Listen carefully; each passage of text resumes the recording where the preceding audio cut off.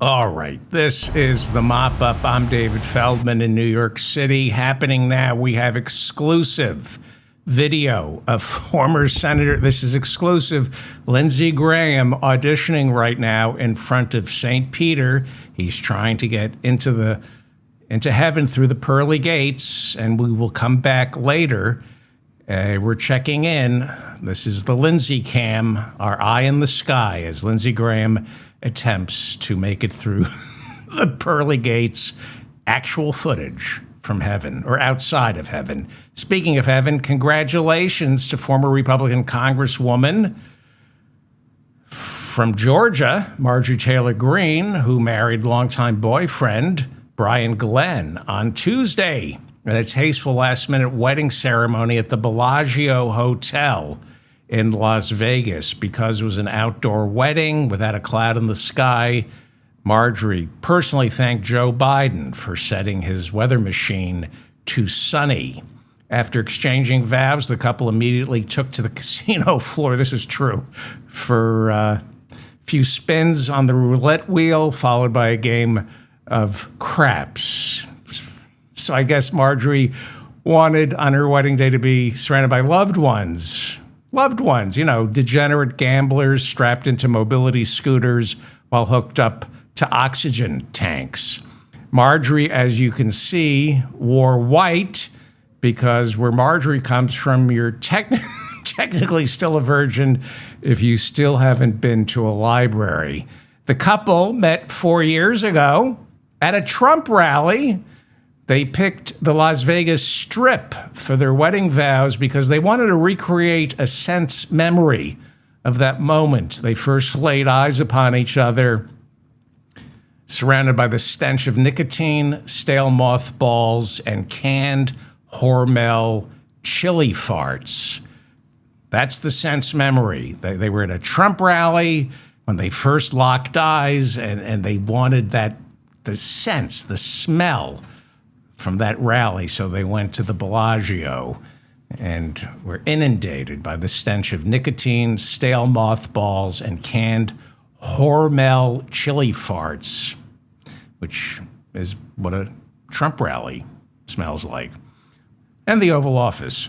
Nothing more romantic than Las Vegas at the end of July, if you're a member of the lizard people, the way Marjorie Taylor Greene is.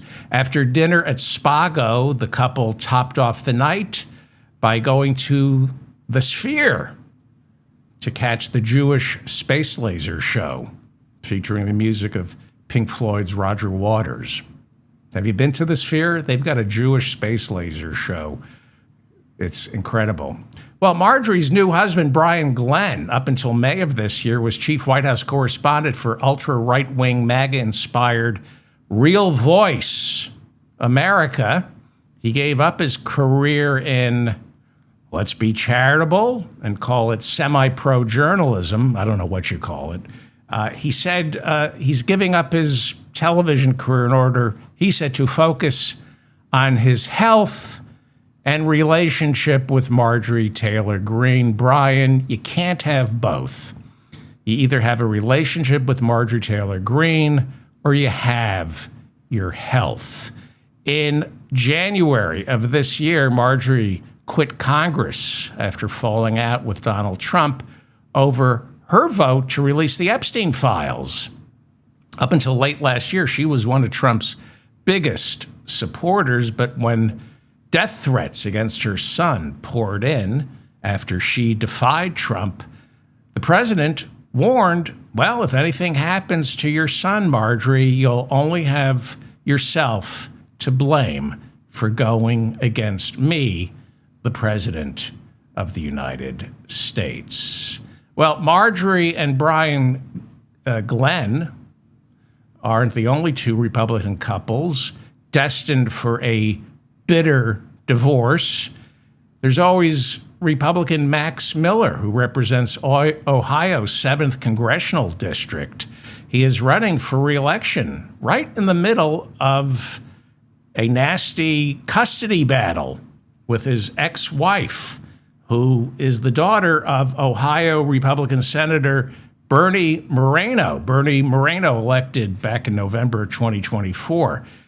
Although Trump, and we have late breaking news on this, although Trump carried Max Miller's predominantly white district in 2024 by 11 points, Miller also won it. New polling has Miller with only a 1-point lead over his Democratic opponent. That would be Brian Poindexter, who's endorsed by Bernie Sanders. The Ohio GOP only has a week to decide whether to replace Max Miller, who faces more assault accusations from his ex-wife, who now claims Congressman Miller threw hot scalding water at her face and chest. Well, sounds like if Max Miller quits Congress, he has a future working for ICE. His ex-wife also claims Max Miller held a loaded gun to her head, smashed her face against the wall, and fractured their 2-year-old's collarbone. Did I mention he's a Republican?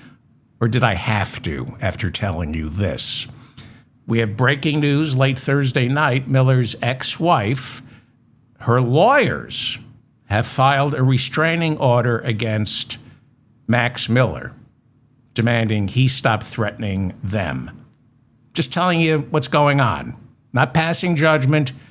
The lawyers for the ex-wife need a restraining order to protect themselves. The lawyers from Max Miller. Reportedly, Miller's own attorney said in a court filing he can't control his temper. That's what I've read. I haven't read the court filings, but from what I've read, his own attorneys say Max Miller, congressman, can't control his temper. Lawyers for Miller's wife filed documents claiming the couple's 2-year-old recently told her mother, quote, "Daddy kill you," unquote. Kids say the darndest things. Daddy kill you. Nice, right? Congressman Miller said his ex-wife's allegations are false, insisting she's mentally ill. Well, she married you, so yeah, I'd have to agree with that. The couple's divorce finalized in June of this year. Divorce proceedings began in 2024, just 2 years after their wedding ceremony took place inside Donald Trump's Bedminster, New Jersey golf club. It's a very romantic place to get married. It's also where Donald Trump's first wife's unmarked grave is located. He buried his Ivana on the back 9 at Bedminster. No tombstone. Nice, right? Well, anyway, Trump attended that wedding of GOP, at least Ohio GOP royalty. That would be Max Miller, the congressman, and the daughter of this guy, Bernie Moreno, the senator of Ohio. Kellyanne Conway, speaking of lizard people, was there, along with several other White House employees from the first Trump administration, because Congressman Max Miller, before becoming Congressman Max Miller, worked in the White House as one of Trump's special assistants. It was this period of time during the first Trump administration when Max Miller dated Stephanie Grisham, who served first as Melania's and then Donald Trump's White House press spokesperson. In her book, Stephanie Grisham claimed she was physically abused by a White House employee she dated. And immediately, Max Miller was identified as the culprit, prompting him to file a defamation lawsuit against Stephanie Grisham that was later quietly settled with a non-disclosure agreement. But in May of this year, as Miller was finalizing this ugly divorce that kept getting uglier and uglier, he had to gear up for his reelection campaign. He's a congressman, and his soon-to-be ex-wife filed more court documents accusing him once again of spousal and child abuse. Naturally, Congressman Miller was asked by reporters about his wife's allegations of physical abuse, and it only follows that he would be asked about his old girlfriend, Stephanie Grisham, who he entered into an NDA with after she, too, accused him of physical abuse. Stephanie Grisham, former girlfriend of Max Miller, now accusing Congressman Miller of breaking the terms of their settlement. She said he broke it this spring after he falsely accused her of falsely accusing him of physical abuse. During interviews, because he's running for re-election, Miller claimed Stephanie Miller's charges of violence, again, that he committed violent acts against her. Miller claimed those charges were fabricated in order to sell copies of her book.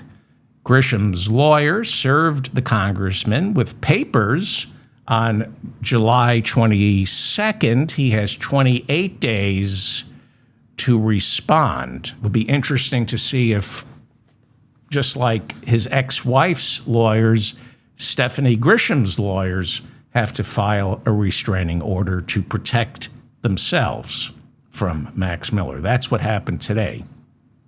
Lawyers representing Max Miller's ex-wife, daughter of Bernie Moreno, the Republican senator from Ohio, lawyers representing Bernie Moreno's daughter had to file a restraining order to protect themselves. To protect themselves. Yeah. It's Republicans. Well, there's a more pressing deadline for Max Miller. He's got a lot to think about.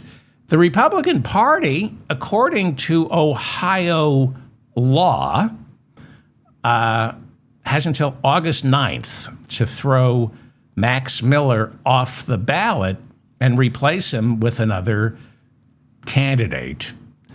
If they do replace Max Miller after that, they can put somebody else's name on the ballot. But if he doesn't get taken off the ballot after August 9th, his name remains on the ballot, even if this thing gets progressively worse, which it looks like it's going to happen, and they may be stuck with Max Miller as a candidate. Remember, in order to take control of the House of Representatives, Democrats only need to flip 3 House seats. They need a net gain of 3 House seats, and they win control of the House. Speaker Mike Johnson says he has no interest in taking Congressman Max Miller off the ballot, saying these are all nothing but allegations. Miller's Democratic opponent, the Bernie-endorsed Brian Poindexter, telling the New York Times this week, quote, "If all the allegations prove to be true, Max Miller should be in jail, not worried about retaining a seat in Congress." Yeah, in jail. If the allegations are true, in jail. Ohio Governor Mike DeWine spoke to local Columbus reporters and said that, quote, "The accusations are certainly very seriously and certainly troubling." And he said, but it's up to the voters to weigh the facts. They are the ultimate people who decide. They're the ones who decide who they want to represent them. Really, because that's kind of what the Supreme Court said about Donald Trump. I didn't know we had mobs serving as judge, juries, and executioners. Whatever happened to the rule of law? If someone's accused of throwing scalding water at their wife, accused of breaking their 2-year-old's collarbone, at the very least, don't we open up a criminal investigation? Why does this stay strictly in the civil courts for a divorce? Well, let's go back to our eye in the sky, where former South Carolina Republican Senator Lindsey Graham is still auditioning before St. Peter to gain entry through the pearly gates and into heaven. And as you can see, our eye in the sky, despite working really hard, Lindsey has not been greenlit for entry into the through the pearly gates, which is, I mean, come on, St. Peter. This man was calling for the United States to send our sons and daughters, ground troops, to seize Karg Island in the Persian Gulf. He was willing to sacrifice the blood of our sons and daughters to take Hormuz. Even Donald Trump said the man never met a war he didn't like. And you're not going to let Lindsey Graham through the pearly gates? Shame on you, St. Peter. Shame on this man should not have to be working this hard to get into heaven. And boy, can he dance and flitter and flutter those wings. God, I miss Lindsey. I miss Lindsey Graham. We all do. Anyway, I was talking about Max Miller, right? And his race in Ohio. And not only that, we have some very important primaries on August 4th. That would be this Tuesday. And because they're important, we have graphics. August 4th is primary day in, where's that? That's not Michigan, and that's not Missouri. Is that Michigan and Missouri? I don't know. I think that is Michigan. Let me watch that again. Let's see. Is that Michigan? August 4th, primary day, and I think that is Michigan, and I think that is Missouri. But what do I know? Okay, a lot of important stuff happening right now. August 4th, several big races in Michigan and Missouri, or as I call it, M&M, because they both start with the letter M. And M&M's name is Marshall Mathers. He's from Michigan, where they're having a primary, and he calls himself M&M, and it's Michigan and Missouri, so I'm calling it M&M, and I wonder why nobody watches this show. Jesus, I'm stupid. The M&M, I even built a graphic for it. The M&M. By the way, did I mention I'm taking Sunday off? I do a show every Tuesday night, Thursday night, and Sunday night, live at 6:05 p.m. I've been doing this since the spring. I've only missed 2 shows, and I took a week or 2 off occasionally, but I am taking the Sunday show off. And, okay. I should be taking today off. Okay. First up is Michigan. Here we go. First up is, Michigan. Okay. There's a struggle, they say, for the heart and soul of the Democratic Party. It's not taking place. They want you to believe this. We have Dr. Abdul Sayed, supported not just by Bernie, but AOC, Elizabeth Warren. He's a huge proponent of Medicare for all, and he's facing off against the despicable Congresswoman Haley Stevens to determine who will be the Democratic nominee for Senate and gets to replace the incumbent Democrat, Gary Peters. Okay, a couple of things here. The Democrats need a net gain of 4. They need a net gain of 4 to get control of the Senate. So they cannot lose Michigan. Cannot lose Michigan. Gary Peters, Democratic senator who's quit, he's a Democrat. And they cannot lose Georgia, where Jon Ossoff, the Democratic incumbent, is, for the time being, leading his Republican challenger, Collins, with a comfortable margin of 7.6%. I mean, if the election were held today, Jon Ossoff would be running for president. He'd win his seat again in Georgia, and then he'd be off to the presidential races. Michigan and Georgia are the 2 Senate seats Democrats are defending, Republicans are targeting. For the time being, they look safe, even though Trump carried both in 2024, right? He carried Michigan and Georgia. Biden carried Michigan and Georgia. Harris lost Michigan and Georgia. Important to remember, however, in Michigan in 2024, Lisa Slotkin, the Democratic candidate for Senate in Michigan, defeated Republican Mike Rogers, who is the likely Republican nominee in this race to fill Democrat Gary Peters' Senate seat. Harris lost Michigan.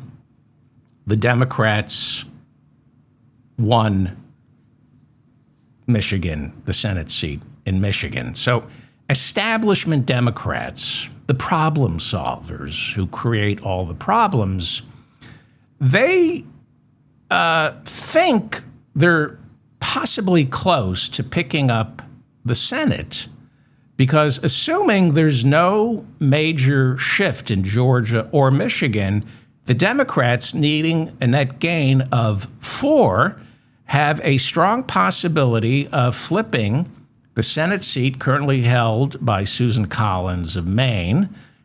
The new Democratic nominee, Troy Jackson, who is the former president of the Maine Senate, is turning out to be, I think, a stronger candidate than Graham Plattner, who was forced to step aside amid credible rape allegations. Troy Jackson knows how to win. He's proven it. The way he assembled a ground game to get delegates to last Saturday's convention in Bangor. So he won that convention and the nomination by a landslide. I think only 6 people didn't vote for him. Plattner was a novice. He never ran for political office before. And this guy, Troy Jackson, as you get into the shank of this race, you need a seasoned pro like Troy Jackson. So I think he's a better candidate than Graham Plattner. I've seen him bare-chested. I don't want to tell you why. And I don't think I saw any Nazi tattoos. So that's good. Yeah. So we don't know how this is going to shake out. We have one poll taken last week after Plattner quit, and it was while Jackson was only the presumptive nominee. He became the official pick last Saturday. So I have one poll from last week showing Jackson leading Susan Collins by 3 points. Plattner had been leading Collins all year, but Maine still remains a toss-up. However, if Democrats are going to win the Senate, it starts with Maine. It starts with Maine. And then North Carolina, where former Democratic Governor Roy Cooper continues to beat Republican Whatley in the polling averages by close to 8 points. Again, if this election were held in North Carolina today, Roy Cooper, Democrat, would be the new senator from North Carolina. The state of North Carolina hasn't voted for Democratic presidential candidates since Obama in 2008. North Carolina, however, has elected Roy Cooper as its governor. He got term limited out of office. North Carolina also elected Democrat John Edwards to the Senate, who I voted for when he was running for president in 2008. I voted for him. He was my choice over Hillary and Obama in 2008. I voted for him in the California primaries because he was the only one campaigning on income inequality. Hold your corrections. I know, he had already dropped out by the time the California primaries took place because of the baby out of wedlock thing. But I wrote his name in because I couldn't bring myself to vote for Hillary or Barack Obama because they were talking about everything other than income inequality. John Edwards, Democratic senator from North Carolina, was running on the two Americas. He could have been a great candidate, but you might remember he was John Kerry's running mate in 2004. Again, he ran for president in 2008, but his wife was dying and he was cheating, and it's sad. Anyway, the seat up for grabs in North Carolina belongs to the reprehensible Republican Thom Tillis. He announced he was quitting the Senate last year due to all the death threats he got for being on the fence as to whether or not he would vote to confirm Pete Hegseth for war criminal in chief, or as, defense chief. Thom Tillis, who's a coward, attempting to rewrite history, but he's a coward. Thom Tillis ended up voting for Hegseth. All it took was him to vote no, and Hegseth wouldn't be our nation's top war criminal. And Hegseth, this was a troublesome nomination. Tillis knew he was the deciding vote. He said to Hegseth's former sister-in-law, unless you get to testify before the Senate Armed Services Committee and tell them about your claims that he physically and emotionally abused his second wife, unless they give you an opportunity to speak, I will not vote to confirm him. But then the death threats got too much, so Thom Tillis, because he's a coward, chickened out of fear. Thom Tillis voted yes for Pete Hegseth. That was the deciding vote. Thom Tillis is responsible for Pete Hegseth. And because the FBI told Thom Tillis's staff not to come to work because the death threats were credible, Thom Tillis did what any patriotic, law-abiding U.S. senator would do when confronted with fascism. He did what any brave American would do. He announced, I am not running for re-election. Thank you. What a great man. Thom Tillis, Maverick. What a great man. Thom Tillis of North Carolina, who is pretending that he's not going to vote for Todd Blanche to be our permanent Attorney General. So remember this? Thom Tillis said, you don't have my vote, Blanche, unless and until you meet with the victims of Jeffrey Epstein. And Todd Blanche met with the victims, and he said to them, hurry up, what's your point, unquote. Hurry up. I'm not making that up. I have this somewhere. He literally said, hurry up. hurry up, make your point. Isn't that nice? And it looks like they're holding up the Todd Blanche nomination.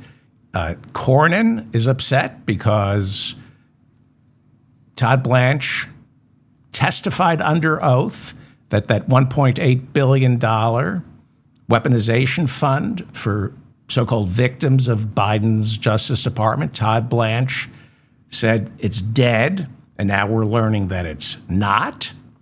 And Todd Blanche will not give John Cornyn in writing a promise that the weaponization fund is dead. They were going to vote him out of the Judiciary Committee on Wednesday. That vote had to be canceled. Sheldon Whitehouse, Democrat, called Todd Blanche a weasel. A weasel. Well, let's get back to North Carolina and Michigan and what's happening this Tuesday, okay? Thom Tillis, North Carolina, giving up his seat. Roy Cooper, former governor of North Carolina, right now looks like he's the Democrat who's going to flip Thom Tillis' seat, which used to belong to Democrat Kay Hagan, who lost her reelection bid to Thom Tillis in 2014. So this is Kay Hagan, Tom Hagen's wife from Godfather, the consigliere. Not a wartime consigliere, but Kay Hagan, Tom Hagen's wife, Democrat. I'm not making that up. Democrat Kay Hagan is the wife of Tom Hagen, the Corleone family's consigliere, until they had to go to war with the five families. I should just start my vacation right now. I think I have, actually. I'm talking, I'm not listening. Okay. North Carolina is still considered a swing state. In 2024, Harris lost North Carolina to Trump, but the Democratic nominee for governor, Josh Stein, he got elected. He won by nearly 15 percentage points. So the former Democratic governor of North Carolina, Roy Cooper, looks like he's going to win. So if you're an establishment Democrat, and this relates to Michigan, if you're an establishment Democrat, you nominate Kentucky's Democratic governor, Andy Beshear, for president, and he picks Roy Cooper for vice president.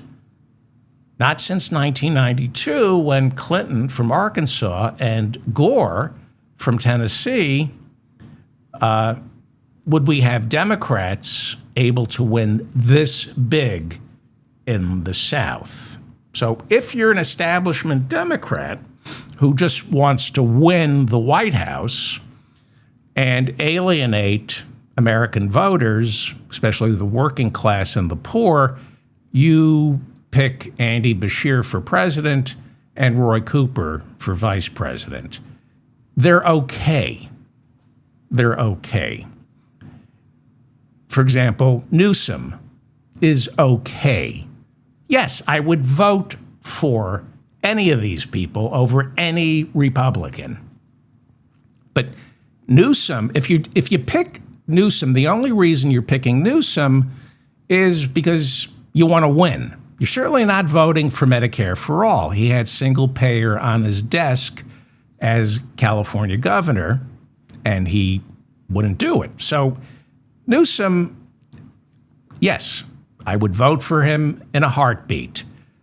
But if all it is picking a candidate who you think can win, Newsom is a waste of real estate. He doesn't add anything to the electoral map. California it's like Harris didn't bring anything to the electoral map. Pritzker, the governor of Illinois, we already have that state as part of our real estate portfolio. We need to expand it. The South. We should be able to win in the South. So Beshear and Cooper, assuming Cooper gets to the Senate, they know how to win the South. But the problem with the South is it's like Bill Kristol or George Conway joining the Democratic Party. They drag us down. See, it's nice to have Bill Kristol or George Conway vote for a Democrat. It's nice to win the South, but if you have to appeal to the South, they drag us down south into the gutter because it's hard to find progressives in the South. Very hard. So that's the problem. 1992, after 2 years of Reagan, 4 years of Bush, Democrats didn't think they knew how to win the White House, so they picked Bill Clinton, who picked Al Gore, and they said, we need a Southern strategy, and we ended up electing a Republican Democrat, Bill Clinton, who deregulated Wall Street, and 8 years later, capitalism died. Medicare for all is not going to be on the menu if Andy Beshear or Roy Cooper are on the ticket. They do not support Medicare for all. They support enhancing Obamacare, which is a love letter to the health insurance companies. The reason Obamacare is getting so expensive and unaffordable is it's transferring tax dollars not to taxpayers, but to United Healthcare. Trump is right when he criticizes Obamacare.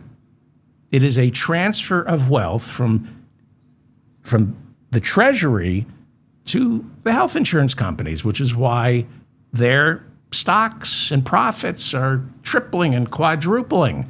Obamacare, if it's a bonanza for the health insurance companies, which are evil.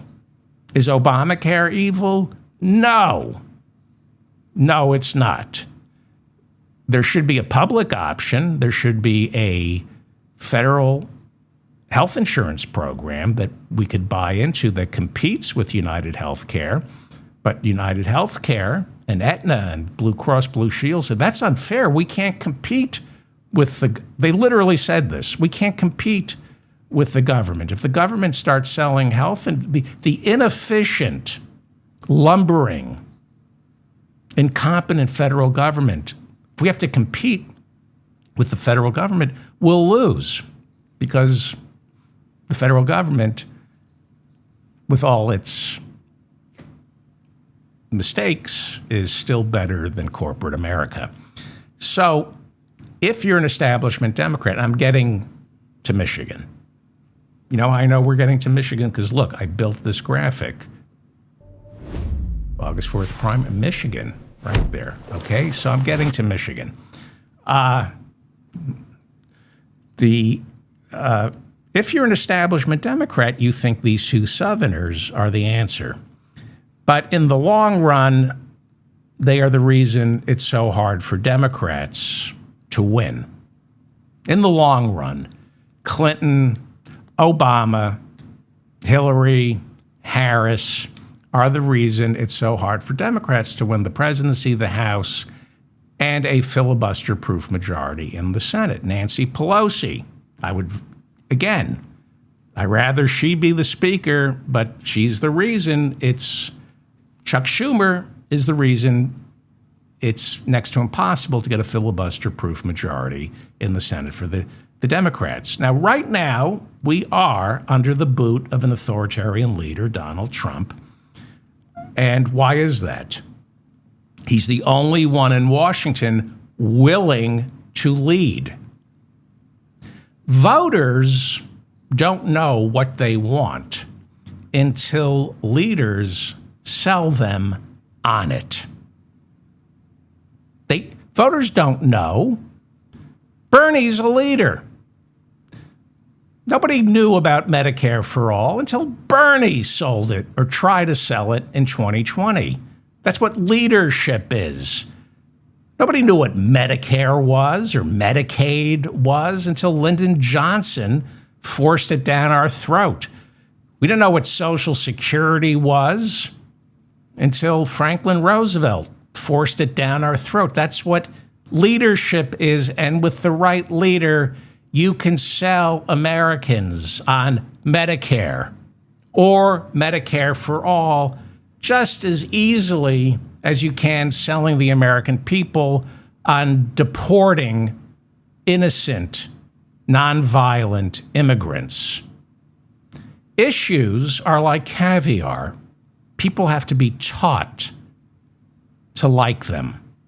And right now in Michigan, we have Congresswoman Haley Stevens, who opposes Medicare for All, running against Dr. Abdul Sayed, who, as David Sirota, the brilliant David Sirota points out, Dr. Abdul Sayed literally wrote the book on Medicare for All. The book is called Medicare for All, and Bernie refers to it all the time, which is why Bernie supports Dr. Abdul Sayed, an epidemiologist with a degree from Columbia's medical school, along with several other degrees. The Democratic governor of Michigan, Gretchen Whitmer, who has been hinting at a presidential run since Joe Biden, before Biden dropped out, she endorsed Haley Stevens. She's the governor of Michigan. She's trying to tilt the scale, putting her thumb on the scale, trying to get the odious Congresswoman Haley Stevens the nomination for Senate. Whitmer is a corporatist, as David Sirota points out in The Lever, L-E-V-E-R. Subscribe to The Lever. Gretchen Whitmer opposes Medicare for All adamantly. Democrat who adamantly opposes Medicare for All because why? Well, partly because she stands to inherit at least $30 million from her father, who was the longtime CEO of Michigan Blue Cross Blue Shield. He earned tens and tens of millions of dollars denying health care to millions and millions of Michigan residents. He also bundled donations from employees of Michigan Blue Cross Blue Shield, thereby making Michigan Blue Cross Blue Shield the single largest donor to his daughter Gretchen's races for governor. Okay?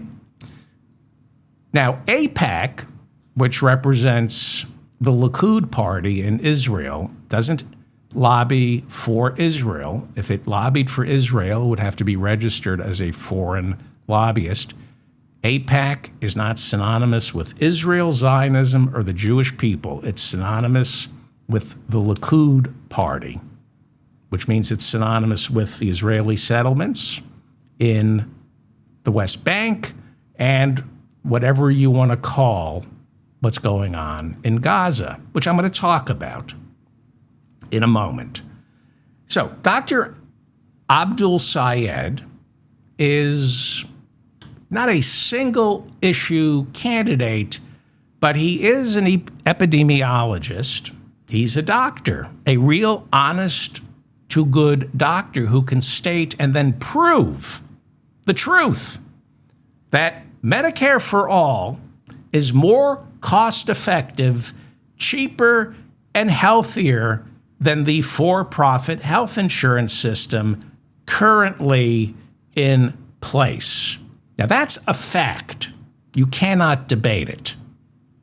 And I'm getting really sick of doctors in America who pay lip service to the health insurance problem in this country. And they pretend, I wanted to become a doctor. I didn't want to just spend all day negotiating with health insurance companies. The reason we don't have Medicare for all, it's not because of the nurses. The nurses are fighting for Medicare for all. It's the medical schools and the doctors. Our doctors are the highest paid doctors in the world. They've been bought off, as have our medical schools, have been bought off by the health insurance companies. All these doctors, not all, certainly not Dr. El-Sayed, but all these doctors who pretend to wring their hands about the health insurance companies, they're being paid off by the health insurance companies, the same way they were paid off to prescribe opiates. We got a problem with doctors and the medical schools. That's the problem.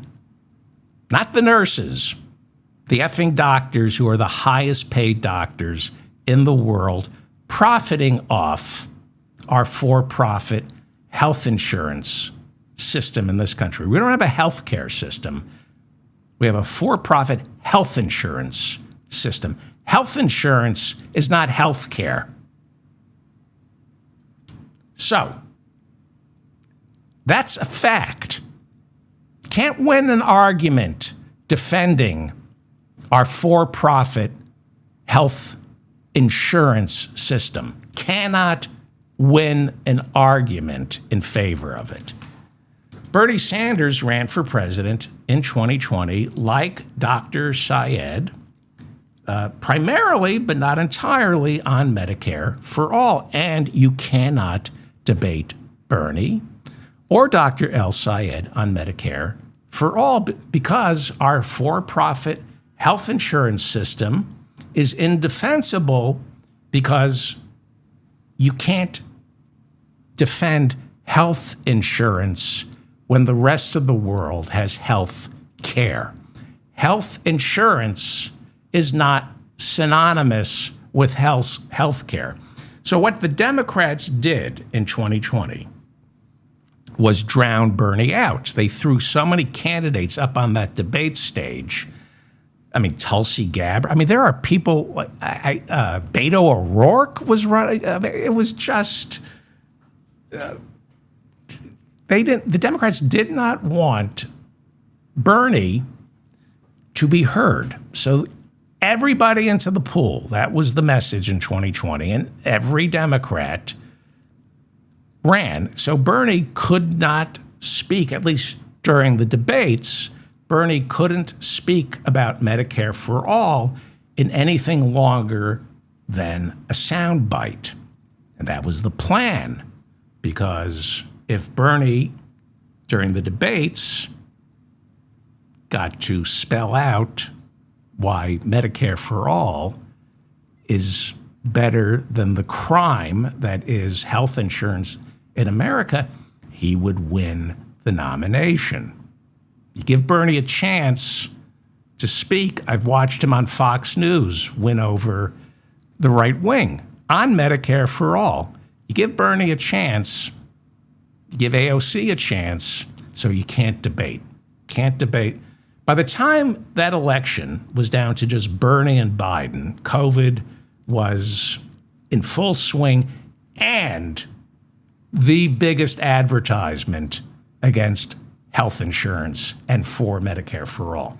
But the Democrats had fixed it in favor of Biden. Bernie knew that Trump had to go. And when it was apparent that he wasn't going to win the nomination, Bernie was still in the race. He was the only one who got to debate Joe Biden. But Bernie pulled his punches on that CNN debate because he knew it was more important for Biden to defeat Trump, and there was no point in destroying the Democratic nominee, which Bernie could have done. And even I, by then, didn't want Bernie to mop the floor with Joe Biden because we had to get rid of Trump, right? You can't defend for-profit health insurance when confronted with Medicare for all. So in Michigan on Tuesday, this Tuesday, August 4th, they are doing what they have to do, and that is attack Dr. Sayed personally. Got to attack him personally. Now, he's for Medicare for all. Can't beat him on that. And he's calling for the abolition of ICE. Cannot win the argument for keeping ICE. It's just like Medicare for all. Cannot win an argument in favor of ICE being funded or even existing. He's not for open borders. He says ICE is rotten to the core. And what I've been telling you for 5 years, not only is it unnecessary, it's the president's palace guard. It's used to suppress speech and instill fear in people who oppose an authoritarian president like Donald Trump. Okay, this is the Mop Up. I'm David Feldman in New York City. Thank you for finding me. Please like this episode so I remain in your feed. Please share it. Go to my website if you would like the preparation, to read the preparation that goes into the show. I have a section called Show Prep. Click on that. It's fantastic. I'm actually getting thank you notes for show prep. I tailored a news feed from Google where I get all the sources I'm looking for, and it gets refreshed every 15 minutes, and I check on it probably every hour throughout the day. These are the stories that sit on my desk, and if you want the stories that sit on my desk, go to davidfeldmanshow.com and hit show prep. Join my fan club. I have a fan club because I want one. I have a newsletter, but I don't want to bother you when I have nothing to say. So I send out my newsletter when I've got something to say. And I figured if I have a fan club, then I can contact the people who don't mind hearing from me more often. So join my fan club. I am the permanent president pro tem of the official David Feldman fan club. Don't get tricked by the imposters. There are a lot of phony David Feldman fan clubs out there. This is the official David Feldman fan club. I'm actually going to have a meeting of the members because I have some ideas on what it means to if you get accepted into my fan club. So I may have a fan club meeting. Yes, I have low self-esteem. Of course I have low self-esteem. Got to set up my own effing fan club. Also, if you would like my show notes, which is different from the show prep, I have show notes. These are the notes I'm working off. When I stumble through the show and can't keep my facts straight, I have notes that I'm working off that are quadruple checked. And if you would like my actual show notes that I read off during this show, hit the big dig button on the David Feldman Show website, and you can download free of charge, like anybody would pay for it, but my show notes. You got to refresh the browser, by the way, because they're updated after every show. And if you don't refresh your browser, you'll get sometimes you get the previous show's show notes. And then you can download my official show notes and host your own podcast. Somebody contacted me and she said, I'm going to start doing a podcast using your notes. And I'm thinking, got to be better than this crap. Somebody's got to sell this crap. So yeah, take my show notes and go host a podcast. It's the home version of the David Feldman Show. You can have a party and read the show notes and compete to see who's more annoying. Okay, did I cover everything? And if you want to donate to the show, there are opportunities to donate. Nothing is behind a paywall. Everything is free. Everything is free. But if you can donate some money, follow me on Patreon. I may send you a thank you note if I'm in the mood to. But just give me your effing money. Just, it's the summer, and I want to stay at a hotel that has sheets. So give me your effing money, and if I feel like it, I'll send you a thank you note. But probably not. Because if you have the money to donate to the David Feldman Show, I have zero respect for you. With all the people out there suffering, what kind of dishonest prick would donate to this show? Go F yourself if you donate to this show. You can do it through Patreon or PayPal. Maybe I'll send you a note telling you you have no morals giving to this show. Oh, and I have merch.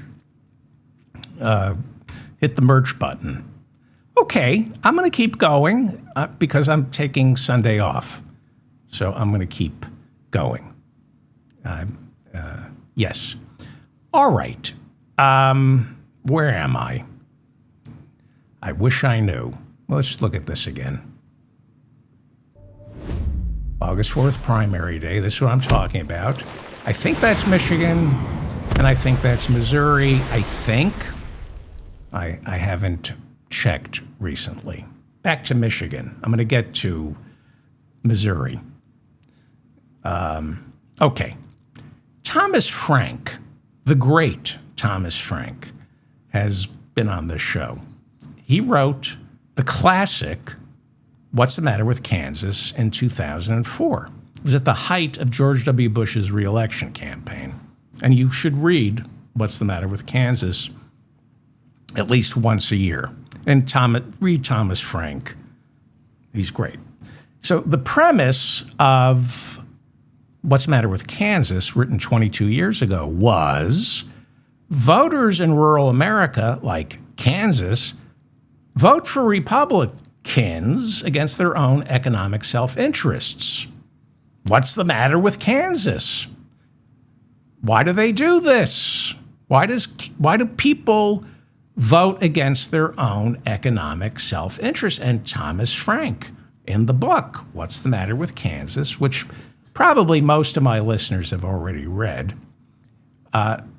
Frank says Republicans are able to win these people over on the social issues, like gay marriage. Although when he wrote the book, it wasn't necessarily gay marriage.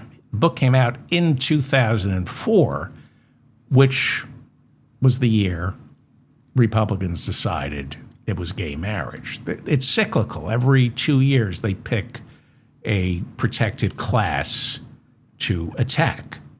So stupid Americans, and I know it's hard to believe, but we have one or two, they vote their hatred and not their own economic self-interest. And this is what Thomas Frank talked about. But he wasn't talking about gay marriage, just social issues instead of economic issues. 2004, George W. Bush, Karl Rove, who was his campaign strategist, and the head of the Republican National Committee, Maryland's own Kenny Mellman, who was then a closeted homosexual, Kenny Mellman, Maryland's own, they knew Bush in 2004 was struggling. The war in Iraq was a disaster, and enough Americans by 2004 discovered, oh my God, we were lied to about the war in Iraq. They knew Republicans, so George W. Bush, Dick Cheney, Karl Rove, and Republican National Committee Chairman, Maryland's own Kenny Mellman, who was then a closeted homosexual, they knew Republicans were going to stay home on Election Day. So how do you get them to the polls? What's the matter with Kansas? They succeeded on getting gay marriage on the ballots in 11 key states. And on Election Day, 2004, what's the matter with Kansas? 11 states asked voters to decide to vote on whether or not to pass constitutional amendments in their individual states that clearly defined marriage as being between a man and a woman and nothing else. Because we were fighting a war in Iraq that we were losing. We were losing soldiers, eventually trillions of dollars. We were losing a war in Afghanistan. The World Trade Center had come down. The Pentagon was attacked. We were racking up huge deficits. Marriage, it was marriage that was at stake. We have to defend marriage because we can't defend the World Trade Center or the Pentagon or our soldiers in Iraq who didn't have the proper equipment and were victimized by roadside bombs. Can't defend the American people, so let's defend marriage from the homosexuals. Like Ken Mehlman, who was in the closet at the time, but was chairman of the Republican National Committee, pushing these votes against same-sex marriage. And it worked.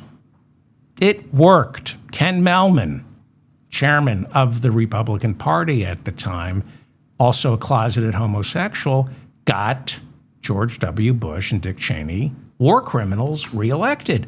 All 11 states with gay marriage on the ballot passed laws banning gay marriage.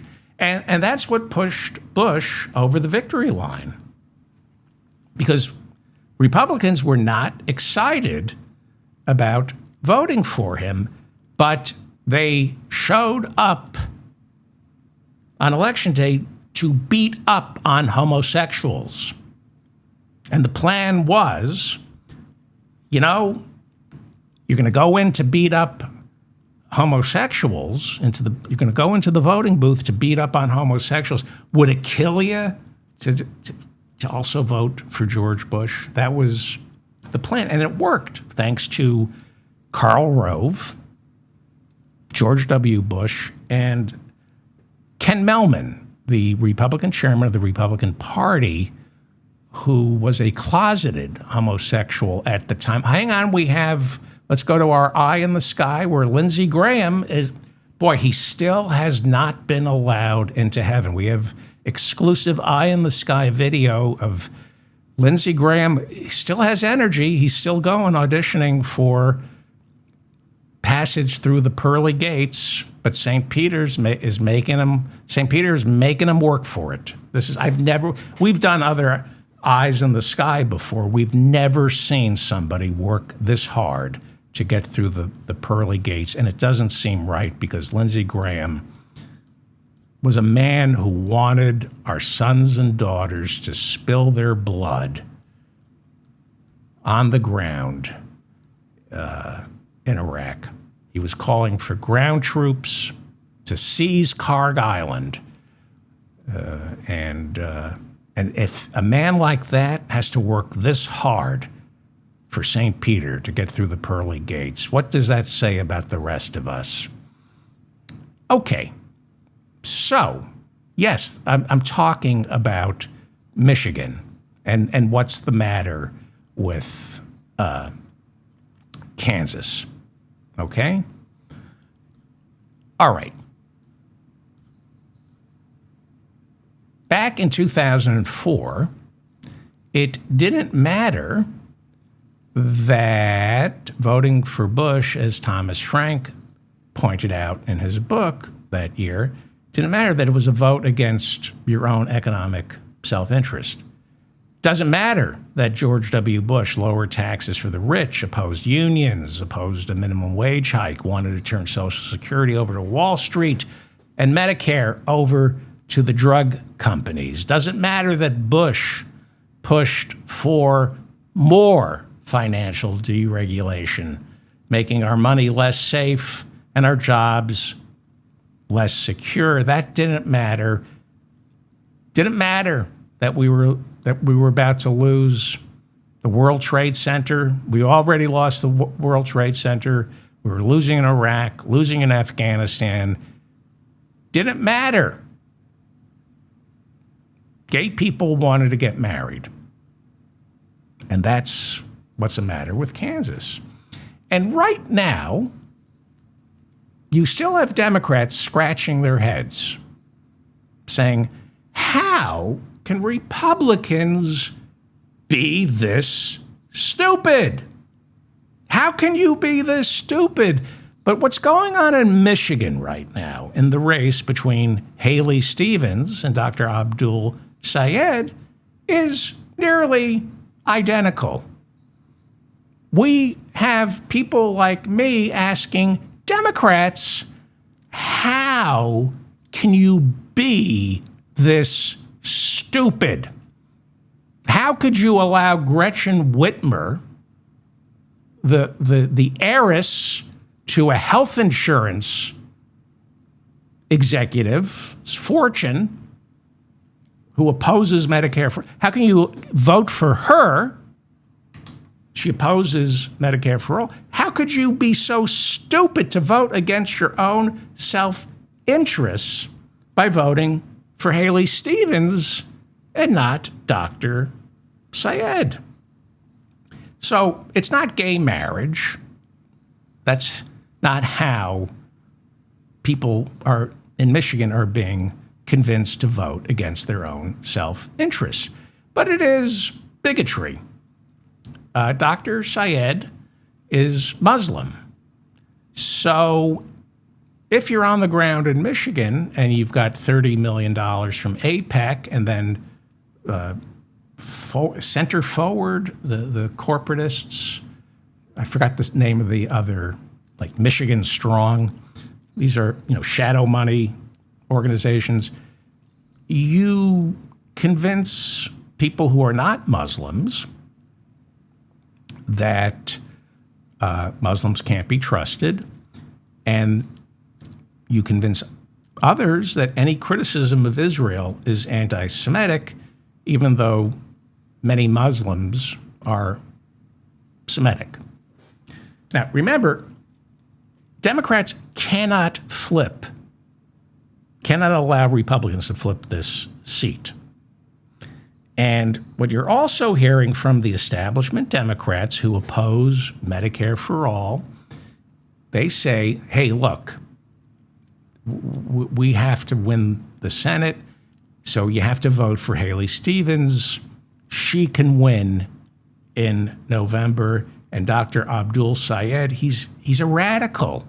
He's too Muslim, too anti-Israel. He can't win the general election. And the ads that they're taking out, some of the ads they're saying is Dr. Sayed is secretly funded by Republicans because they want him to be the candidate and not Haley Stevens.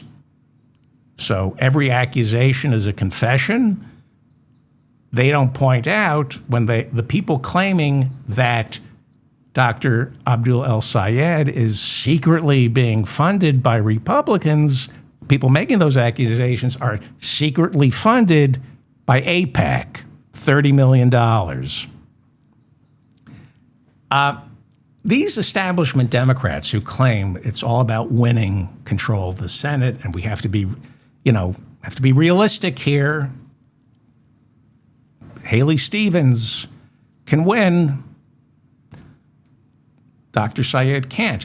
Well, these establishment Democrats conveniently forget that Kamala Harris lost Michigan while the Democratic candidate for Senate, Elisa Slotkin, won down ballot. But Harris lost Michigan. Why? Well, some would say because Michigan has, I believe, the largest Arab and or Palestinian population in America. I think it's Michigan and Arizona, which Harris also lost. And Biden won. Biden won Michigan and Arizona. Harris lost Michigan and Arizona, and both those states have very large Arab and or Palestinian populations. So this is hard. This is hard because by November of 2024, Biden and Harris show no sign of reining in Netanyahu's campaign in Gaza, which was attempting to wipe out Hamas for the October 7th attack against Israel. Rashida Tlaib is the only Palestinian American serving in Congress. She's a Democrat. She represents parts of Detroit and the surrounding area. She wanted Biden and then Harris to demand an unconditional ceasefire in Gaza. Now, back then, this was complicated because October 7th was less than a year away, and there were hostages. It's a different situation now. And Kamala Harris carved out a position, and it was crystal clear. She called for a 6-week ceasefire between Israel and Hamas. She demanded that in those 6 weeks, the hostages get released and humanitarian aid gets in. So she wanted an immediate end to the fighting, but by Election Day, there were 101 hostages being held by Hamas. So Harris had a difficult needle to thread here because it's the Middle East where there is never a correct answer. The Israelis were saying, return the hostages. Hamas said, we are the hostages. It would be another year on October something, I don't remember the exact date, but it was in October of 2025 when all the hostages were finally released. I said there are no easy answers. What would America do if, I don't know, Native Americans began taking hostages? I'm asking you what they would do, not what they should do.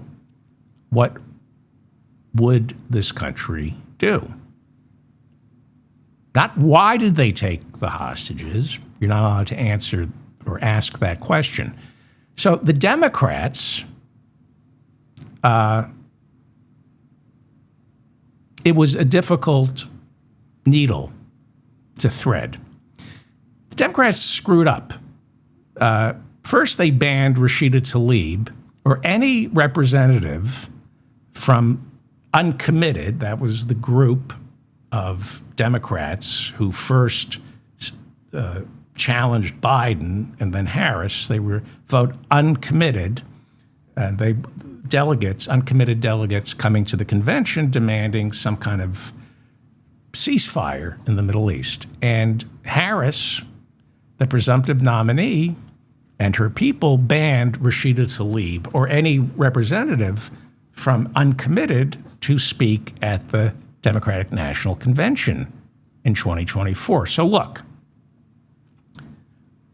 it's one thing not to agree with someone in your own party.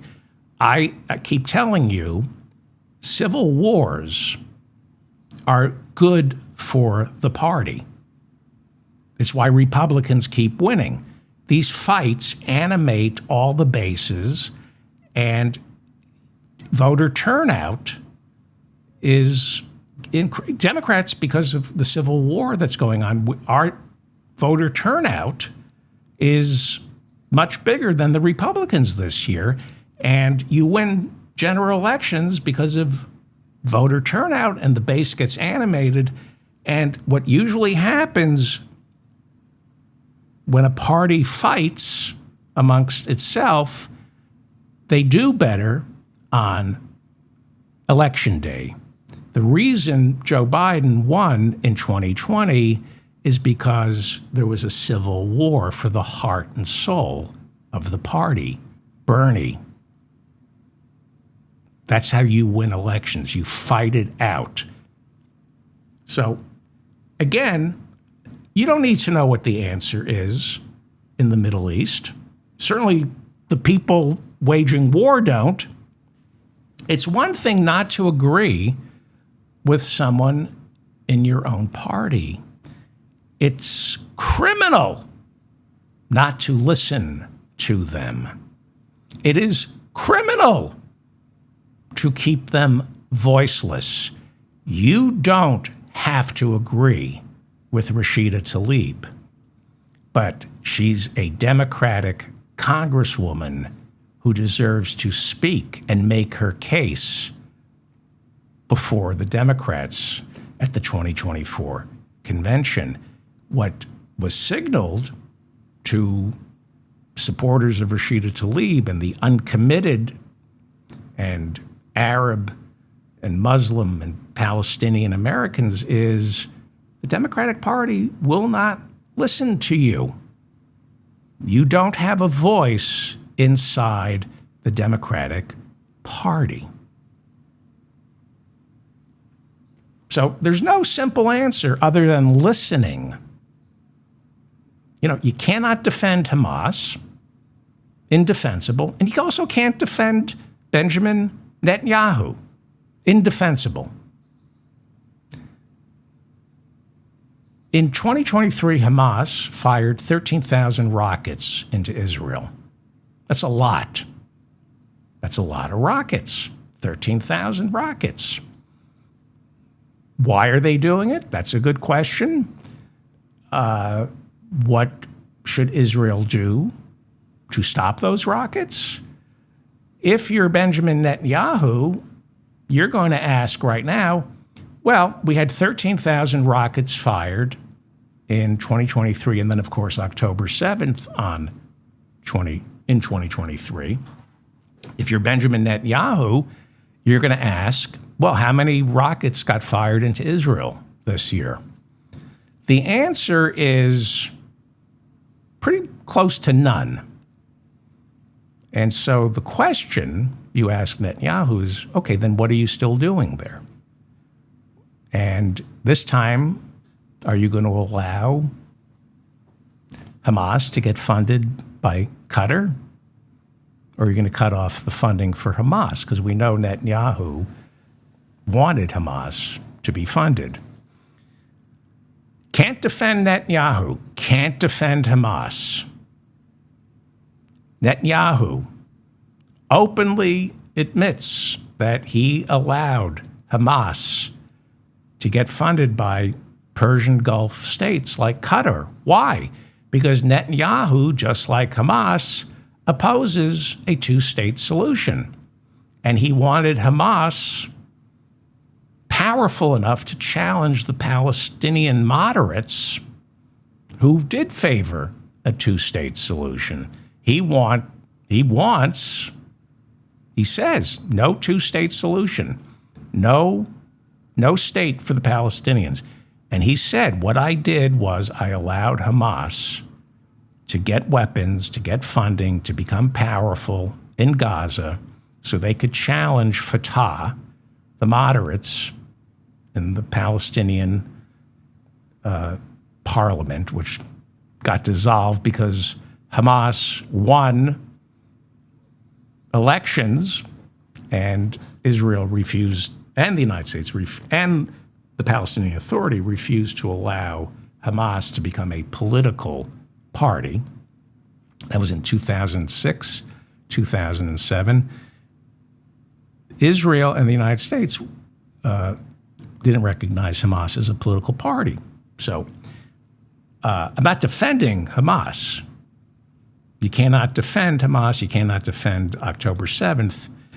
You also can't defend Netanyahu allowing money to go to Hamas. You can't defend the Bush administration for not recognizing parliamentary elections in Gaza and the West Bank where Hamas defeated Fatah, and Fatah responded by saying no more elections. They haven't had elections since Hamas was duly elected. You know, people change once they have to govern. Can't defend that. And you can't defend the conditions in Gaza leading up to October 7th. You can't defend October 7th. You can't defend Hamas, which knew conditions in Gaza would grow far graver if they launched the attacks on October 7th. So I think I've made it clear on this show, everyone has an answer for the Middle East. But nobody has an answer that can guarantee no further bloodshed. I haven't heard an answer yet that guarantees no further bloodshed.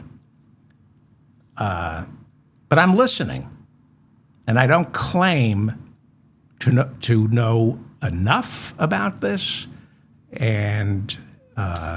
But here are some non-negotiables. Here's what I do know. If you're the president of the United States on 9/11, you resign on 9/12. That's a non-negotiable. Accountability. If the World Trade Center comes down and our Pentagon, which is there to keep us safe, our Pentagon got destroyed on 9/11. How are you going to keep America safe, George W. Bush, Dick Cheney, and Donald Rumsfeld, if you can't even keep the Pentagon safe?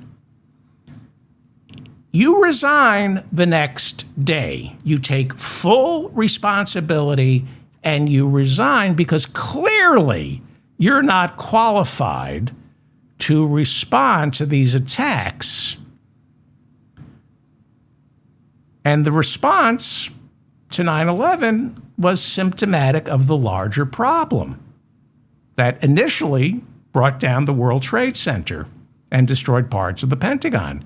George W. Bush cherry-picked intelligence reports. He ignored the stuff he didn't want to hear, like an actual intelligence briefing that sat unread on his desk. It was entitled something along the lines of Osama bin Laden intent on flying jets into American skyscrapers and buildings. And George W. Bush, literally, there was a commission that looked into this. We had a commission that looked into it, didn't do anything about it. The admirals who let their guard down after Pearl Harbor, they were all fired. Nobody got fired for 9/11. Had Bush resigned in disgrace on 9/12, there never would have been Iraq and no Afghanistan because they didn't attack us on 9/11. Now, the Israeli Knesset is a parliamentary system, meaning they're way more flexible. They're way more nimble. They were more able to quickly pivot after October 7th, 2023, and replace Benjamin Netanyahu and then continue all those corruption trials that he's trying to postpone.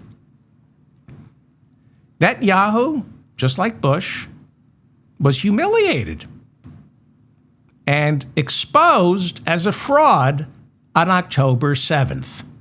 The one thing Netanyahu ran on and promised the Israeli people is the same thing George W. Bush ran on and promised the American people. Daddy will protect you. So I don't know what the answer is other than Benjamin Netanyahu being held accountable for October 7th. Hamas too, Benjamin Netanyahu as well. And that's non-negotiable. If you cannot prevent October 7th, you're not qualified to respond to October 7th, period. How is that not a non-negotiable? Now, is Benjamin Netanyahu a war criminal? I don't know. Here in the United States, a man is innocent until proven guilty. The International Criminal Court has not said Benjamin Netanyahu is a war criminal. They indicted Benjamin Netanyahu, along with 2 other Israeli leaders, and they also indicted 3 leaders of Hamas. 2 of those leaders ended up getting killed by Israel. The ICC isn't saying Benjamin Netanyahu or Hamas, the leaders of Hamas who were indicted, are war criminals. As of November of 2024, there are 3 arrest warrants out issued by the International Criminal Court. One is for Benjamin Netanyahu. Another is for former Israeli Defense Minister Yoav Gallant. And one for Hamas's military commander, Mohammed Deif. Now, I don't know if Mohammed Deif is still alive because they kill all the leaders of Hamas. So are they war criminals? How would I know? There hasn't been a trial. Netanyahu should, at the very least, not be the prime minister of Israel. He should have resigned October 8th, 2023.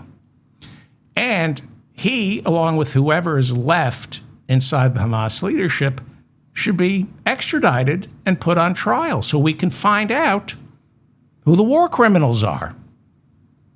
Trust me, the fighting can continue without them. I have no doubt. When it comes to committing mass slaughter, nobody's irreplaceable. As Charles de Gaulle famously said, looking over the graves of French soldiers, every single man was indispensable. That's what Charles de Gaulle said. Every single one of these officers was indispensable, meaning you can still ethnically cleanse Hamas. You can still fire. You can still fire rockets into Israel with somebody else. Let's put Benjamin Netanyahu and Gallant and who's ever left running Hamas on trial. Do I believe Israel has a right to exist? Yes. I do. I believe Israel has a right to exist. I also support a 2-state solution, not a 1-state solution. I don't think some people, having been divorced 5 times, I don't think some people can live together. It would be nice if they could. So I believe Israel has a right to exist, primarily as a Jewish state, and I think the Palestinians deserve Gaza and all of the West Bank, and that the 750,000 settlers in the West Bank, the Jewish West Bank settlers, are a problem that Biden was addressing. He was beginning to sanction some of the settlers in the West Bank. Okay? So what do I'm telling you, that's official U.S. foreign policy. And I agree with it.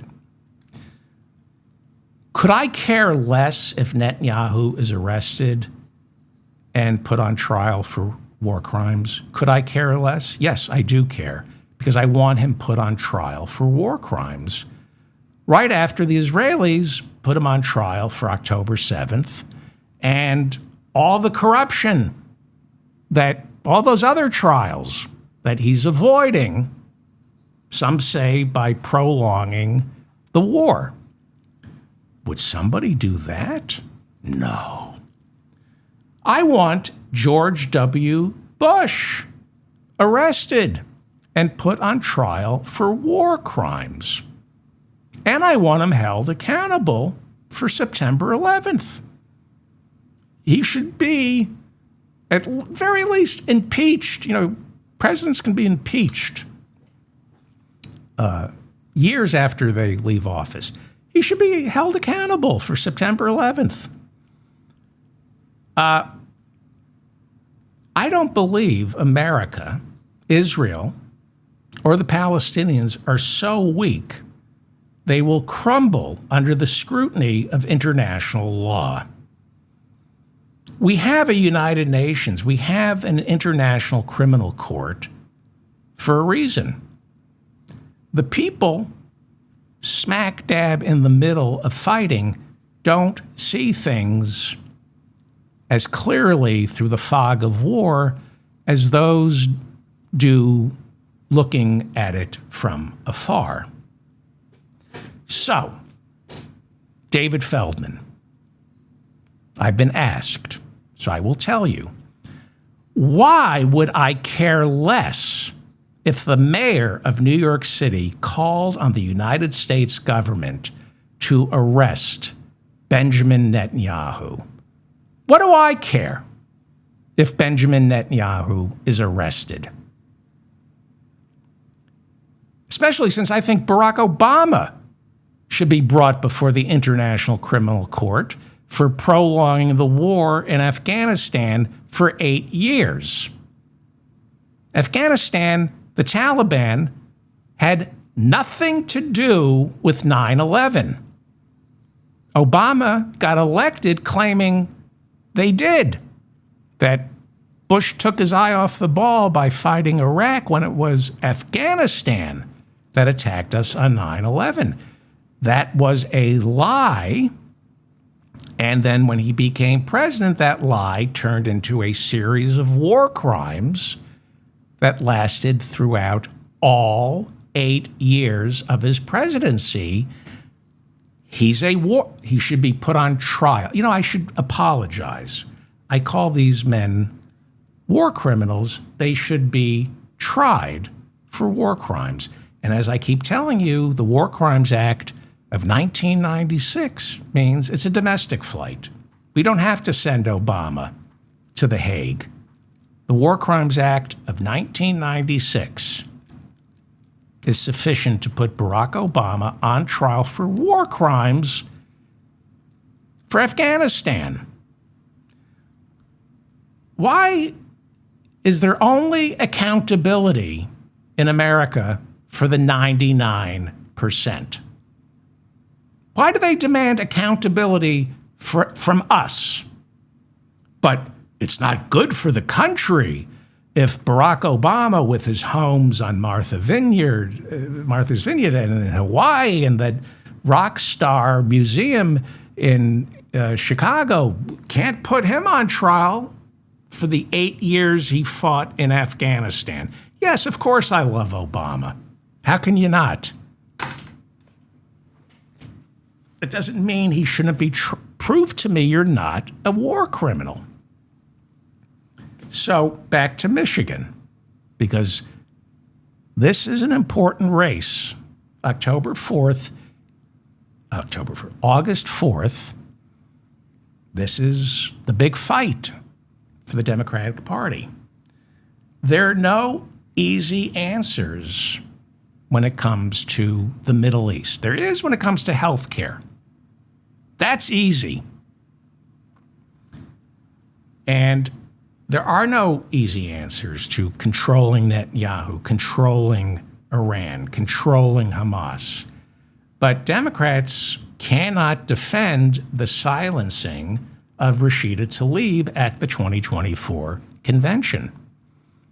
It was politically stupid. Even if you don't agree with Rashida Tlaib, even if you're getting all this money from AIPAC, at the very least, pretend to listen to Rashida Tlaib. But no, the Democratic Party said, we're not listening to Palestinian Americans. Give us your vote. Where else are you going to go? That was the message. And a lot of studies have shown that one of the chief reasons Harris lost Michigan is because Rashida Tlaib, Democrat, refused to endorse her. which brings me back to Haley Stevens versus Dr. El Sayed and I keep saying August. It's August 4th. Hang on. August 4th, primary day in Michigan. Okay. So, earlier I mentioned the book, What's the Matter with Kansas? Why are Republicans consistently so stupid that they vote against their economic interests? What's the matter with Michigan? What's the matter with Michigan next Tuesday? Why would Michigan Democrats vote against their own economic self-interest? A vote for the odious Haley Stevens is a vote against your own economic self-interests. She opposes Medicare for all, the number one cause of bankruptcy in America, medical debt. It is estimated that by the end of this year, perhaps, at least according to the Wall Street Journal, 40% of Americans who bought health insurance through Obamacare will have zero health insurance on January 1st, 2027. So how do Democrats take a page from the George W. Bush, Karl Rove, and Ken Mehlman playbook to get Michigan to vote against their, or at least Michigan Democrats to vote against their own economic self-interest? You got to demonize Dr. El Sayed. Can't debate him on the issues. Well, he's Muslim. And people say, well, there's a large Arab community in Michigan. Why would you go after him for being Muslim? Well, if there's a large Arab community in Michigan, that means there's also a lot of anti-Muslim bigotry. And we know Republicans have said, specifically said, this is the year we go after Muslims. I said earlier, they cycle through marginalized communities. There's a playbook, and it was exposed once again during the Texas primaries. You had Texas Republicans, consultants, literally saying, we decided that this was the cycle where Muslims are in the barrel, as they say. They said, can't run against immigrants this year because voters hate ICE and they don't approve of Trump's crackdown. So immigrants, done. Can't go after immigrants now. They exhausted that one in 2024, and they also exhausted transgender athletes in 2024. They agreed this is the election cycle where we go after Sharia law. And that's what is happening. Texas Republicans said, we go after the imaginary enemy of Sharia law. It's why during the Texas primaries, you had Republican candidates competing to out anti-Muslim each other. Chip Roy was running for Attorney General, and you had Cornyn, Paxton, warning of Sharia law. Interpreters from Afghanistan whose lives are endangered because the Taliban wants to kill them for helping U.S. soldiers for 20 years. Biden offered to bring them to America when he pulled out. According to John Cornyn, Ken Paxton, according to Chip Roy, they want to bring terrorists into this country because these are the interpreters from Afghanistan who helped us. And the Republicans are saying, no, they can't come into the country. They're terrorists. Why? Muslims, all Muslims are terrorists. So Democrats are using this. The message, sub rosa, but not so much in Michigan, that establishment Democrats are putting out in the lead up to Tuesday's primary is El Sayed is unelectable because he's a Muslim, and this is the year when Muslims are in the barrel. And they do it, some of them do it dishonestly. Look, it's not right.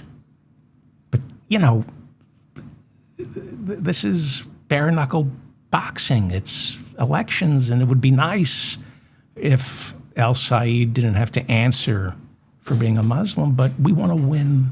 We need to win this election. And then you have AIPAC secretly spending $30 million through a front group called the United Democracy Project. Look up the United Democracy Project. It was founded 4 years ago. They target progressive Democrats who are all for Medicare for all and all oppose Israel's treatment of the Palestinians. So the United Democracy Project won't tell anybody that their money comes from AIPAC, so they take out issue ads, not attacking El Sayed on his stance towards Israel, which is, I'll tell you what his stance towards Israel is in a second. So instead, they accuse him of bigotry against women and old people. They take statements he never made and offer that up as proof that if you vote for El Sayed and you're a woman or you're old, he will persecute you. What AIPAC is doing is targeting low information voters, low information Jewish voters. When it comes to Israel, these are the people who don't follow the Middle East and think Benjamin Netanyahu is synonymous with Judaism. There are a lot of Jews, a lot of Americans who think Benjamin Netanyahu is the king of the Jews. He's the king of something, but he's not king of the Jews. Now, Haley Stevens is a congresswoman who supports sanctions against the International Criminal Court. Why? Because they indicted Benjamin Netanyahu. Well, they also indicted 3 leaders of Hamas. Why are you so afraid of a trial? Do you really think, Haley Stevens, this is what I would ask her, do you have so little respect for the Israeli people that the entire country would collapse if Benjamin Netanyahu were extradited to The Hague along with the leaders of Hamas? Do you have such little regard for Israel that without Netanyahu, the entire country falls apart? Do you have such little regard for America that you think we would collapse if, Trump, Hegseth, Bush, Hillary, Obama all had their day in court before The Hague? Do you have such little respect for our country that you think we can't survive some of our leaders going on trial for possible war crimes in Libya, Afghanistan, Iraq, Yemen? Should I continue? I love America. I have faith in this country. How? Explain to me, Haley Stevens, you are sanctioning the International Criminal Court. I have no doubt that you agree with war criminal Marco Rubio, who's trying to dismantle the International Criminal Court.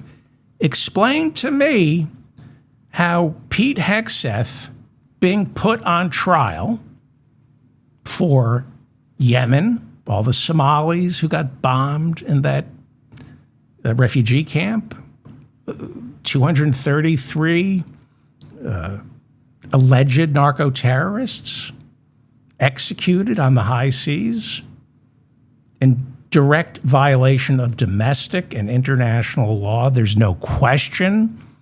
Those are war crimes. Explain to me how Pete Hegseth going on trial either in The Hague, at The Hague, or here in the United States, how does that make America less safe? I think it makes us more safe. But the adults in the room say, oh, David, come on. It's a slippery slope. You can't start arresting Hillary, George W. Bush, Scooter Libby. Can't start doing that. Where does it stop? That's what I'm told. I don't know. Where does it stop? Where does the slippery slope stop?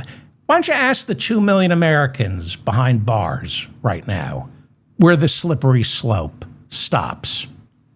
We have 2 million people behind bars right now, most of whom never had a trial. Because in America, a trial is a privilege, not a right, despite the Bill of Rights guaranteeing all of us a trial. You don't get a trial in the United States unless you're rich. Most of the people behind bars right now never had a trial. They were bullied into plea bargaining. And most of those 2 million, well, let's just say all of those 2 million have something in common. They're poor. They're poor. No billionaires. No billionaires behind bars. So you tell me, where does the slippery slope reach bottom? Apparently, we're not even close. ICE plans to have 200,000 more people over and above the 2 million we already have. ICE is going to lock up 200,000 more in its web of for-profit detention warehouses by 2028. And all of them never had a trial. At least the International Criminal Court is offering due process. They just indicted Netanyahu. Why are Americans so keen on law and order, but only when it's applied to poor people? Haley Stevens is a con artist. She is an absolute con artist. She's a member of the Problem Solvers Caucus. That is a bipartisan scam made up of congresspeople who represent primarily swing districts, insisting, I came to Washington to solve problems by reaching across the aisle. The problem solvers are the problems. They have yet to solve one single problem. Democrats who joined the problem solvers are just like former West Virginia Senator Joe Manchin, who opposed all of Joe Biden's stimulus packages because Joe Manchin said his constituents would only spend that money on drugs. Not the drugs his daughter used to sell. Joe Manchin's daughter used to be a drug dealer. She was the CEO of Mylan, who got caught price fixing the cost of EpiPens. She should be in prison. She should be in prison. She was caught in a price fixing scandal, illegally raising the price for an EpiPen by 600%.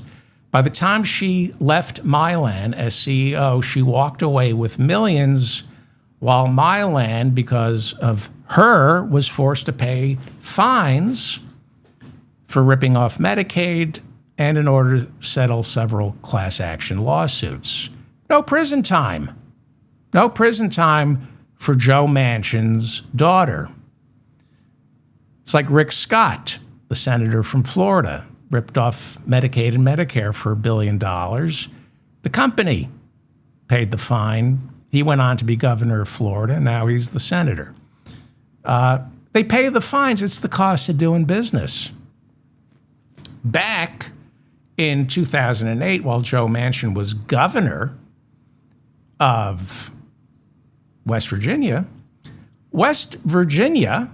University awarded Joe Manchin's daughter, Heather, an MBA, even though she didn't come close to fulfilling the requirements for an MBA. She dropped out of West Virginia University, so she didn't qualify for an MBA, but she met one requirement for that MBA. Her father, Joe Manchin, at the time was governor of West Virginia. When that scandal broke, Joe Manchin's daughter, Heather, had her MBA revoked, and the president of West Virginia University, along with some others, they were all forced to resign. But 2 years later, Heather was still working for Mylan Drug Company, and they named her CEO of Mylan, despite lying about her MBA. Well, if you lie about your MBA, what does that mean? It means you'll have no problem price fixing, raising the price of EpiPens by 600%, colluding with competitors. So you can rip off Medicaid and other healthcare providers. Manchin is no longer in the Senate, but he and his Heather are now making the rounds of talk shows complaining that the Democratic Party is being taken over by radical leftists and that the party only wins when we reach across the aisle and do what? Surrender to the far right. It's a con. These are con artists. Haley Stevens, elected to the Senate, if she's elected to the Senate, will be another Joe Manchin, another Kyrsten Sinema, a problem solver, meaning she's the problem. She's for ICE. She's opposed to Medicare for all and the international criminal courts. She's opposed to putting potential war criminals on trial for war crimes. So AIPAC is spending $30 million that we know of to defeat Dr. El-Sayed on Tuesday. And what's he guilty of? If you're AIPAC, what's he guilty of? Well, AIPAC, it's a lot of billionaires who donate to AIPAC, who use Israel as a wedge issue. But what they really care about is electing candidates who aren't going to raise taxes and oppose Medicare for all. And Israel. You know, we want people who are strong on Israel, but what does that mean? Has Netanyahu, it means AIPAC, say, strong on Israel means supporting Netanyahu. Is Netanyahu strong on Israel? There are a lot of voices right now saying Netanyahu's made Israel weaker.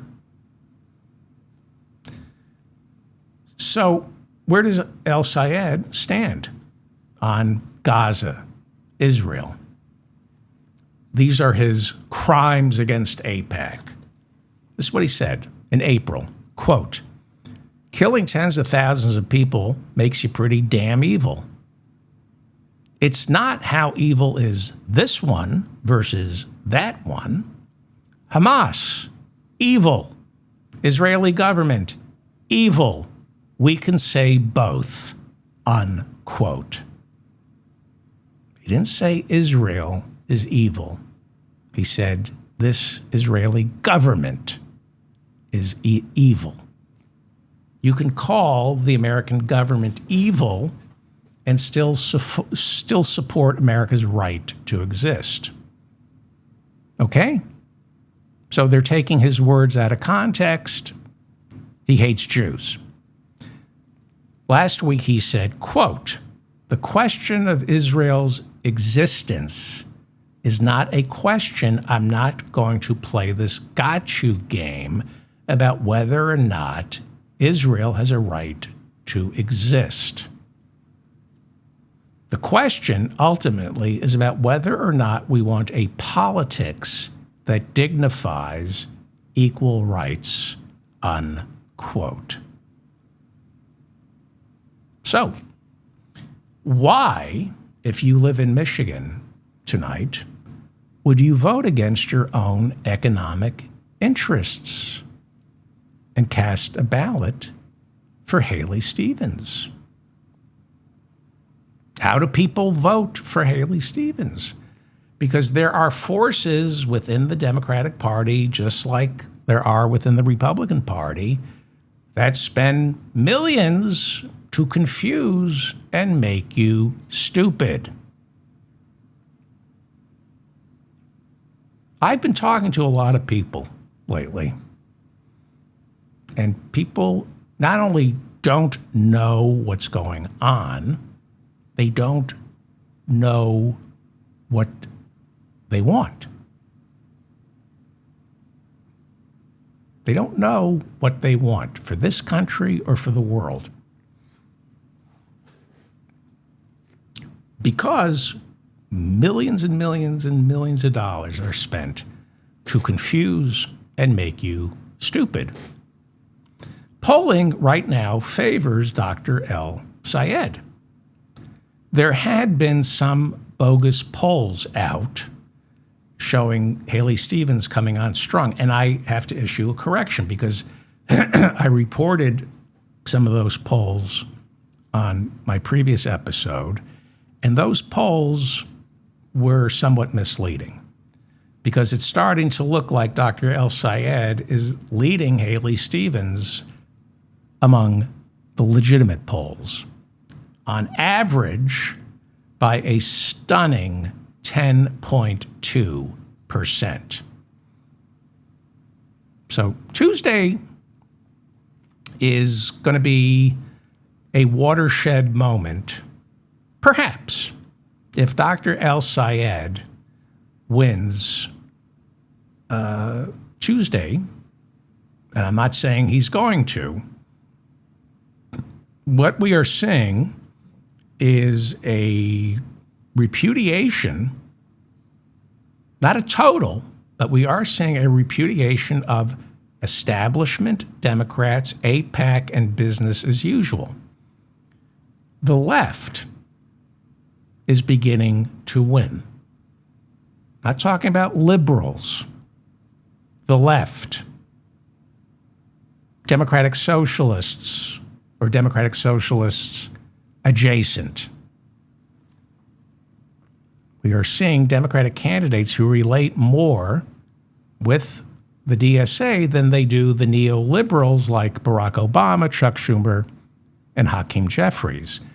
And watch out, because the more Bernie and AOC, the more of their candidates who win, the more Obama, Schumer, and Jeffries will be pulled to the left.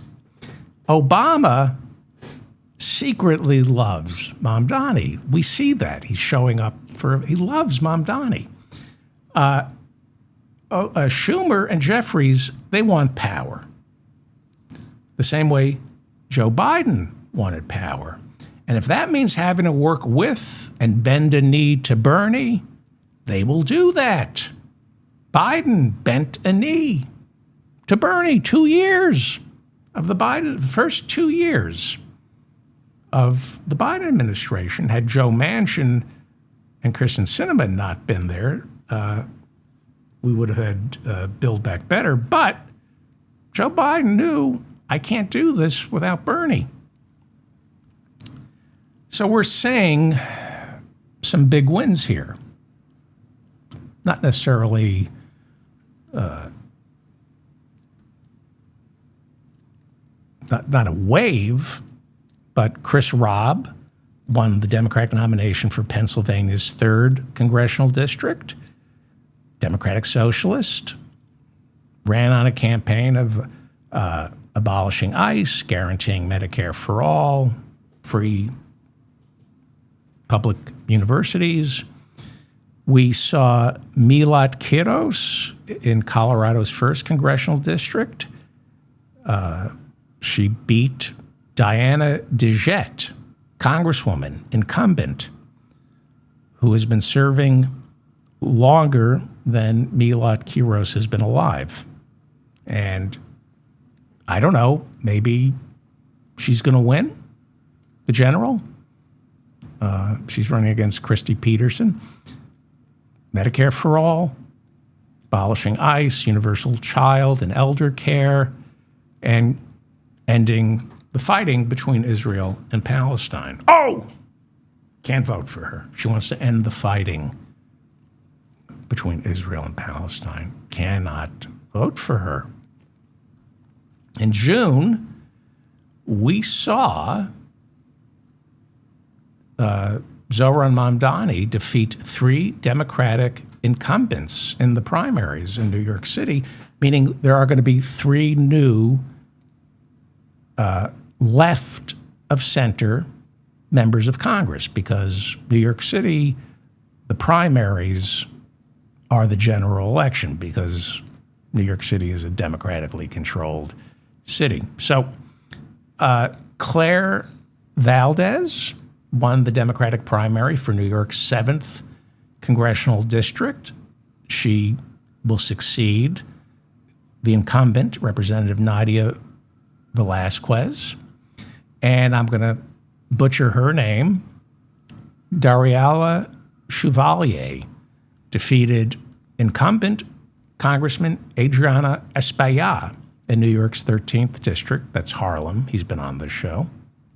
So those are 2 Democratic socialists who won and are going to Congress. There's no way they're going to lose the general. So you have Mamdani winning in November of last year, Democratic Socialist. You have, what is her name? The mayor of Seattle.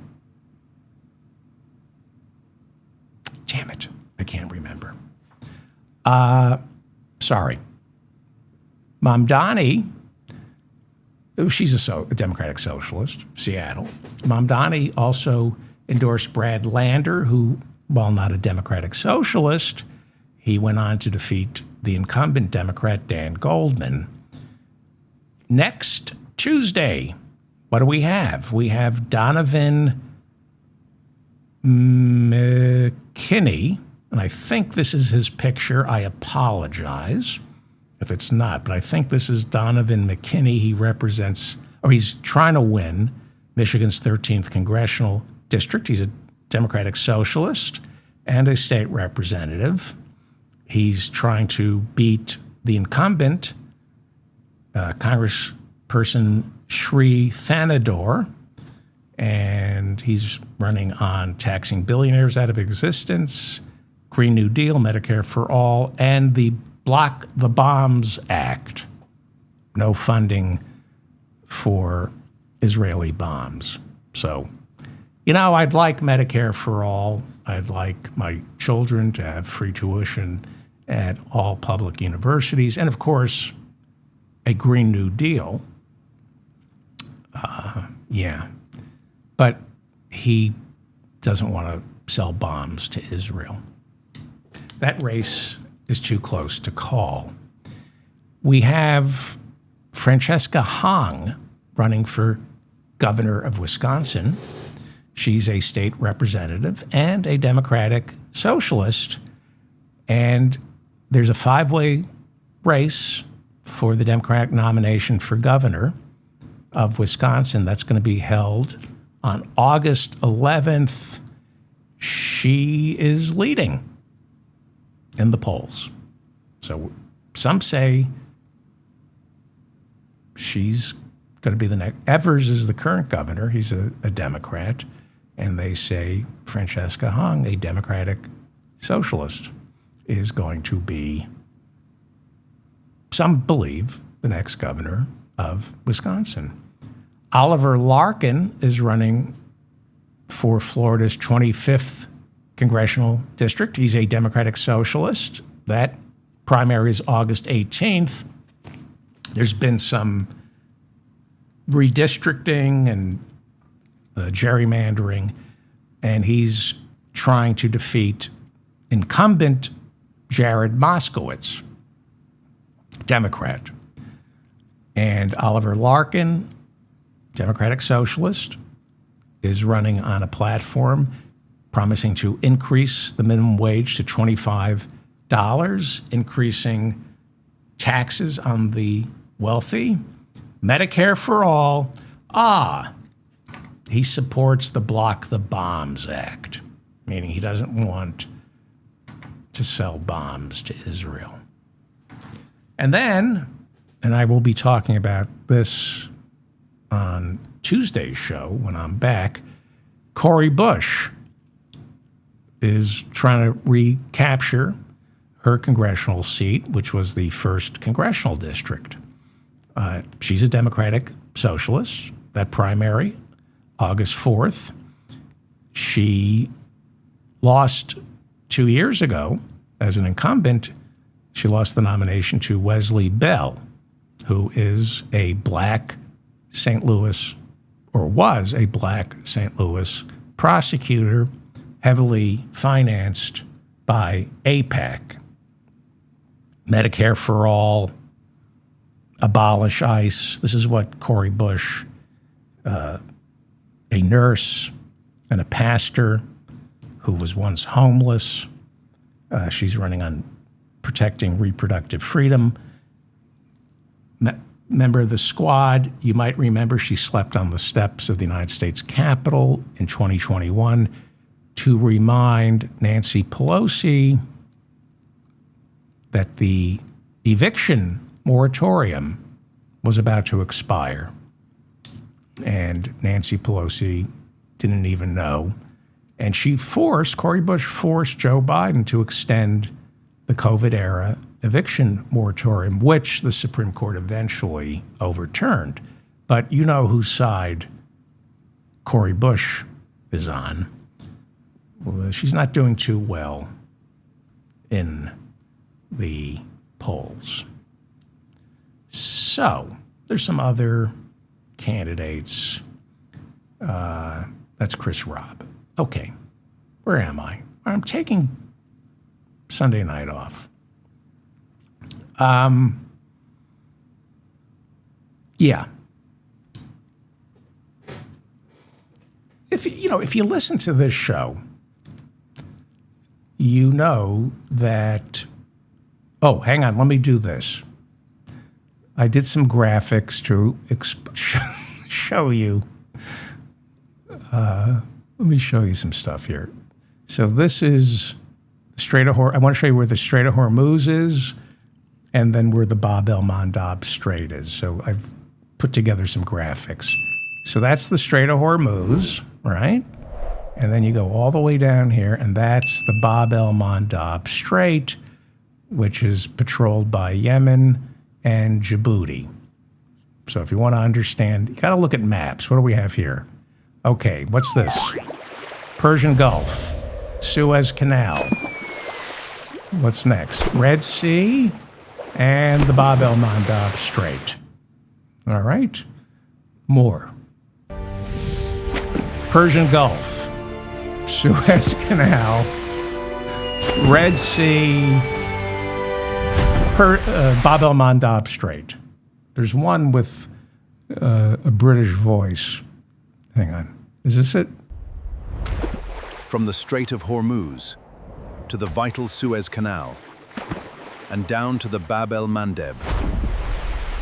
This is the David Feldman Show. All right, last one. I got two more. Persian Gulf, Suez Canal, Red Sea, Bab el-Mandab Strait. All right, last one. Persian Gulf, Hormuz, Suez Canal, Red Sea, Bab el-Mandab Strait, and then it goes right. Okay. I should be a teacher because I'm certainly boring enough. I should wrap it up. Right? I should wrap it up. Yeah. I'm going to wrap it up.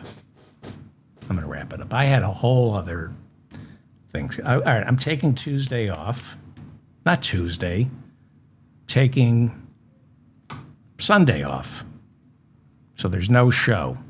And if you're a member of my fan club, you'll get an alert. Join my fan club. I'm David Feldman, reminding you to stay strong and protect the weak. If you were able to make it through this show, thank you. And if you would like the prep that went into today's show, go to davidfeldmanshow.com and hit show prep, and you can read all the articles that are sitting on my desk or will be sitting on my desk. And if you would like the show notes, hit the big dig, D-I-G. You have to give me your email. I'm a little proprietary about my show notes. So if you want my notes, you got to give me your first name and your email. What else? Check out the merch over at davidfeldmanshow.com shop David Feldman. I guess, forget it. So thank you to Bob and Mila for keeping the conversation civil. What else do I have here? I had so much more I wanted to cover, but all right. Thank you very much for listening. I'll see everybody Tuesday at 6:05 p.m. Thank you.